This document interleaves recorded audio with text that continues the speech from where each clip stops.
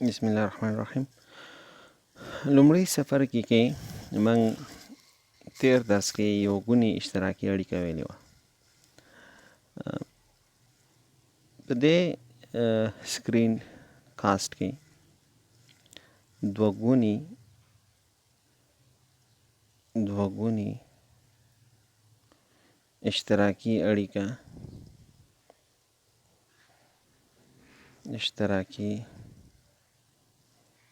به یو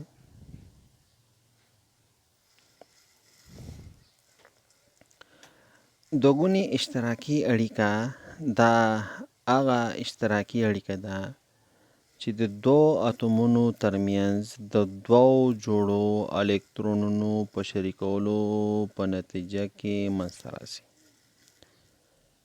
یعنې په دې کې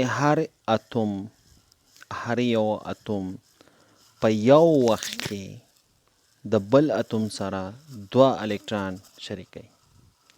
هر یو اتوم په یو وخت کې د بل اتوم سره دوه الکترون شریکوي، یا د دوه اتومونو ترمنځ دوه الکترونیکي جوړي د دوه الکترونو جوړو شراکت شوي. په یو وخت کې د دوه اتومونو ترمنځ دوه الکترونو جوړي وي، او دا موږ په دوه لاینز باندې ښیو، په دوه کرښو باندې ښیو. څو کرښو ښیو؟ په دوه کرښو باندې ښیو. چې د هغې مشهور مثال چې دی، دا به موږ واخلو د ایتلین چې دی C2H4 د مالیکولي فارموله ده. C2H4 موږ به څنګه وکړو چې موږ به داسې وکړو چې موږ به واخلو دې کې څو کاربنز دی؟ اول دوه کاربن دی، او هر یو کاربن کې څلور الکترون دي. څو هایدروجنونه دي هلکانو؟ څلور هایدروجنه دي، او هر یو هایدروجن سره یو الکترون دی. صحیح ده؟ نو دا که موږ داسې بوځو، نو موږ به واخلو کاربن دوه کاربنونه دي، او هر یو کاربن په یو وخت کې دوه الکترون شریکوي. هر یو کاربن په یو وخت کې څو الکترون شریکوي؟ دوه الکترون شریکوي.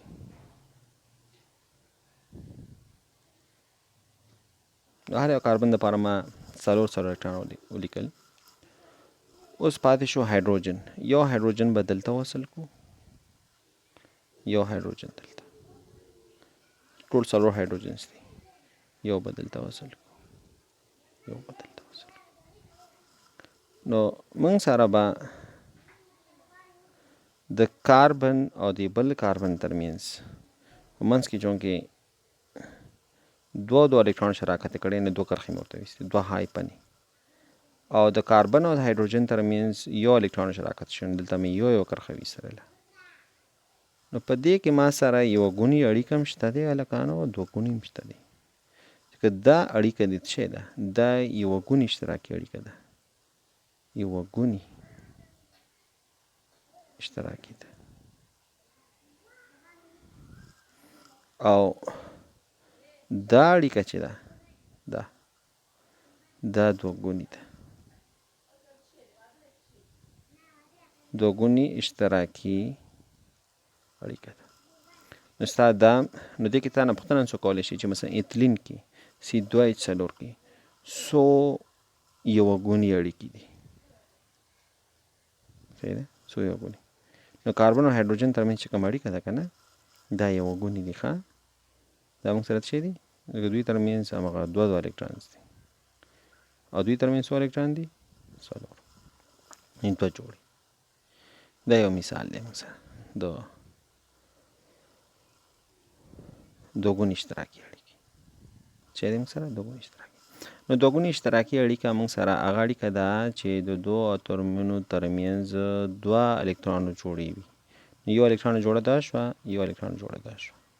یا موږ واخلو یو الکترون جوړه دی دا ده، یو الکترون جوړه ده، دوه الکترون جوړي دوی ترمنځ، د دوه اتومونو ترمنځ دوه الکترون جوړي، د هغې په نتیجه کې چې کومه اړیکه منځته راځي هغې ته دوه ګونې اشتراکي وایي.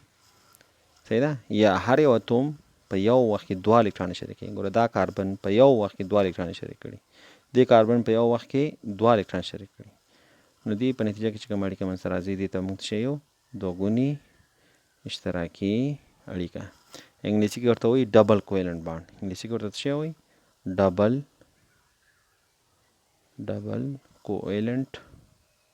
کویلنټ اشارې دوی اشتراکي ته وایي کویلنټ سپیلنګ هم غلط شو. کوویلنټ ډبل کوویلنټ بانډ، او بانډ اړیکې ته وایي اړیکه. صحیح ده. بل مثال پکې یو اشتراکي اړیکه کې که نه، بل مثال که موږ یو ګورئ ښه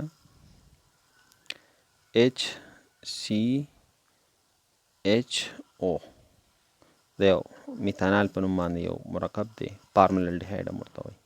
څو کاربنز دي؟ یو کاربن دی. صحیح ده. څو کاربنز دی لکه یو کاربن. او کاربن اخري مدار کې څو الکترونز دي؟ څلور. ښه دا هم وشو. څو هایدروجنونه دي لکه دوه هایدروجنونه دي. دوه هایدروجنونه مو ولیکل، هر یو هایدروجن سره یو الکترون دی. ښه څو اکسیجن دي؟ یو اکسیجن دی. او هر یو اکسیجن سره څو الکترونز دي؟ شپږ الکترونز دي ورسره. ښه دا که موږ فردر بوځو، صحیح ده، داسې نو زه به ولیکم کاربن، دا زما کاربن دی او د سره څو الکترونز دي؟ څلور اخري مدار کې. ښه اکسیجن سره څو الکترونز دي؟ اکسیجن به زه په تور باندې وښیم. صحیح ده. نو اکسیجن سره موږ ویلو چې اکسیجن سره الکترون به زه په تور وښیم. صحیح ده. اکسیجن سره شپږ الکترون دي. هایدروجن سره څو الکترون دي؟ هایدروجن سره یو الکترون دی. د بل هایدروجن سره هم څو الکترون دي؟ یو الکترون دی. نو اوس که موږ دا ولیکو، دا زموږ کاربن شو. صحیح ده. نو دلته دوه الکترونز دي که نه، نو دوه اړیکې به دلته راشي. او دلته څو الکترونز دي؟ دوه الکترون.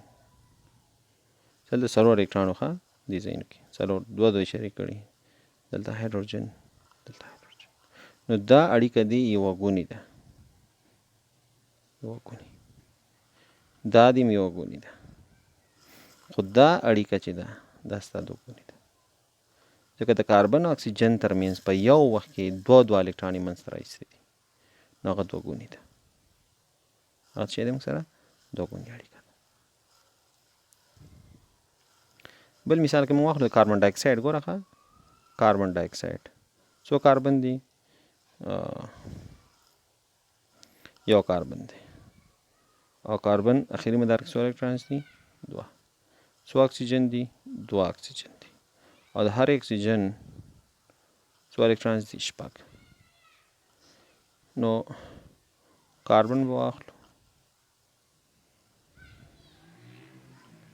اوس به واخلو اکسیجن دپاره الکترون.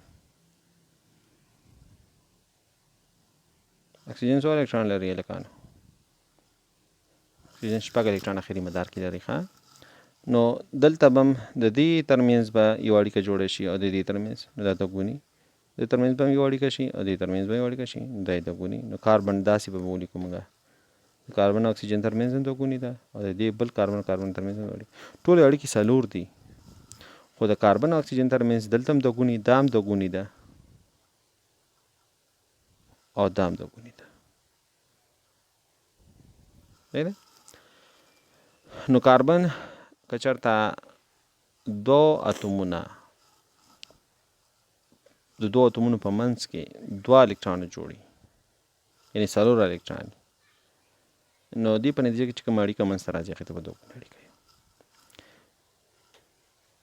یا هر یو اتوم په یو وخت کې د بل عنصر سره دوه الکترون شریکوي، دې ته هم یې دوه ګونې ویلی شو.